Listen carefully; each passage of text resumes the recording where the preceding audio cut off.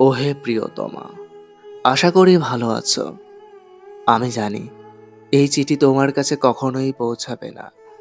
তবুও মনের ভেতর জমে থাকা না বলা কিছু কথা চিঠিতে ব্যক্ত করলাম।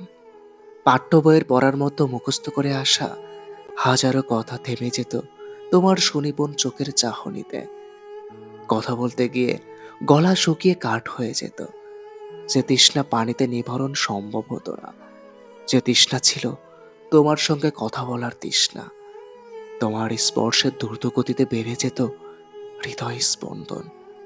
মনে হতো কিছুক্ষণের মধ্যেই শুরু হবে মহাপ্রলয়কারী ঝড়, যে ঝড়ের তাণ্ডবে ক্ষতিগ্রস্ত হতো আমার পুরো হৃদয়। তোমার মতো এমন মোহিত অদ্বিতীয় সৌন্দর্যমণ্ডিত ফুল আমি আগে কখনো দেখিনি।